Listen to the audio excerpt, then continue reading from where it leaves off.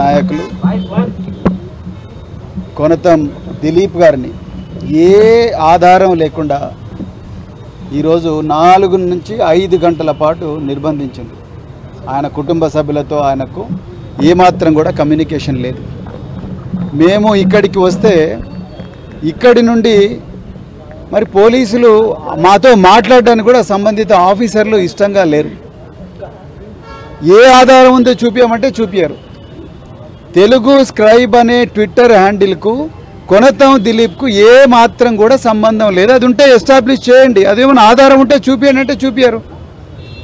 ఏమనంటే రాష్ట్రంలో మత కలహాలు జరుగుతున్నాయి, తెలుగు స్క్రైబ్ ఒక న్యూస్ సర్క్యులేట్ చేసింది. ఆ న్యూస్ హ్యాండిల్ ఏదైతే ఉందో ట్విట్టర్ హ్యాండిల్, దానికి కొనతం దిలీప్కు సంబంధం ఉందంటారు. ఎట్లా సంబంధం ఉంది? ఎక్కడున్నది మీ దగ్గర ఆధారం? మీ దగ్గర ఉన్న ఆధారాలు చూపించండి. మీరు ఏమైనా ట్విట్టర్కి రాసిండ్రా లెటరు? ట్విట్టర్ మీకు ఏమైనా చెప్పిందా ఇది కొనతం దిలీప్కి సంబంధం ఉందని? ఏ మాత్రం ఆధారం లేకుండా తీసుకొచ్చి ఇవాళ కొనతం దిలీప్ గారిని కూసబెట్టిండ్రు. ఇంకొక వైపు మరి ఇంకొక విషయం కూడా చెప్పాలి. బీఆర్ఎస్ పార్టీ ఎప్పుడు కూడా ఇలాంటి మత కల్లోలాలను ప్రేరేపించే వార్తలు ప్రసారం చెయ్యదు, వాటిని ప్రోత్సహించదు. ఎప్పుడు కూడా మా నాయకులు కేసీఆర్ గారు ఎప్పుడు కూడా దీన్ని ప్రమోట్ చేయలేదు. గంగా జమున తహజీబ్ ఏదైతే సంస్కృతి ఉందో ఆ సంస్కృతిని కాపాడిన పార్టీ బీఆర్ఎస్ పార్టీ. కానీ ఇవాళ జరుగుతున్నది ఏమిటి?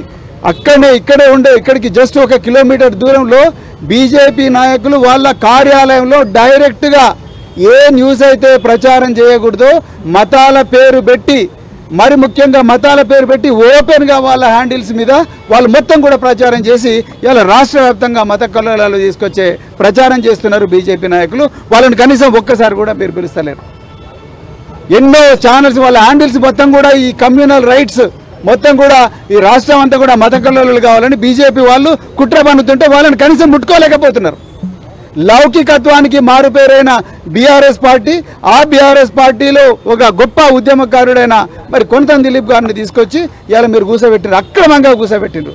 It is nothing but kidnapping by police. 100% it is kidnapping by police. ఏ ఆధారం లేకుండా ఒక అమాయకుడిని తీసుకొచ్చి ఇక్కడ కూసబెట్టిండ్రు. ఏమనంటే గత ప్రభుత్వంలో డిజిటల్ కమ్యూనికేషన్ డైరెక్టర్గా పనిచేసింది. అవునయ్యా, ప్రభుత్వం ఆర్డర్ ఇచ్చింది. ప్రభుత్వమే ఆర్డర్ ఇచ్చి ఉద్యోగిగా ఆయన ప్రభుత్వ జీతం తీసుకున్నాడు. బీఆర్ఎస్ పార్టీ ఐటీ సెల్ అంటున్నారు. అసలు బీఆర్ఎస్ పార్టీ ఐటీ సెల్ ఎక్కడుంది?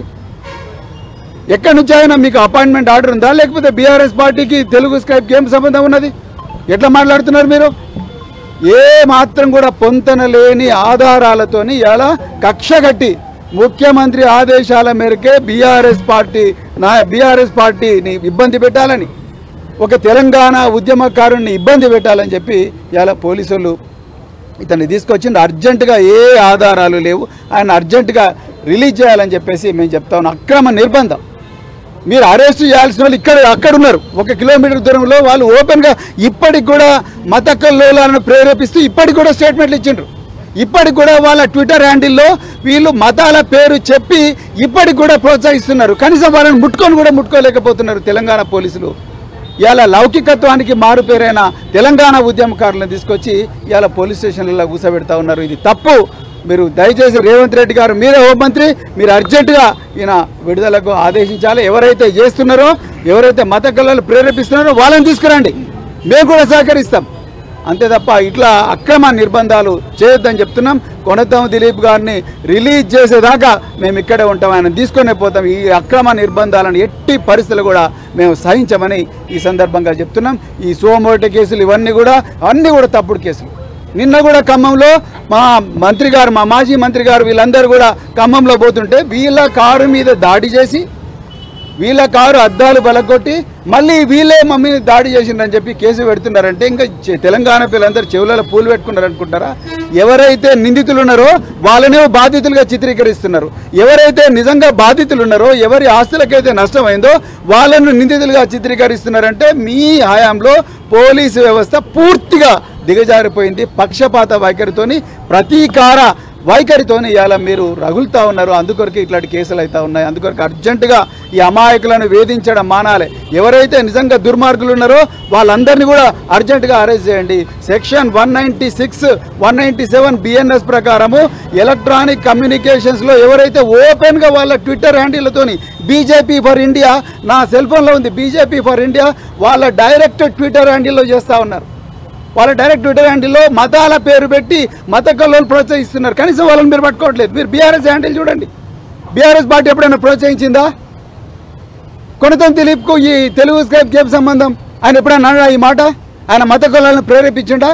కేవలం ప్రిజంప్షన్స్ మీద ఊహలతోని ఎట్లయినా చేసి బీఆర్ఎస్ పార్టీని ఇబ్బంది పెట్టాలి, తెలంగాణ ఉద్యమకారులు అంటే వాళ్ళు కనుమరుగు కావాలి తెలంగాణ నుండి అని కుట్రతోని రేవంత్ రెడ్డి ఇట్లా చేస్తున్నాడు. మీకు దమ్ముంటే అక్కడ పోయి ఎవరైతే ట్విట్టర్ హ్యాండిల్ యాక్టివ్ పెట్టి మతకులు ప్రేరేపిస్తున్నా వాళ్ళని తీసుకురండి, మేము కూడా సహకరిస్తాం.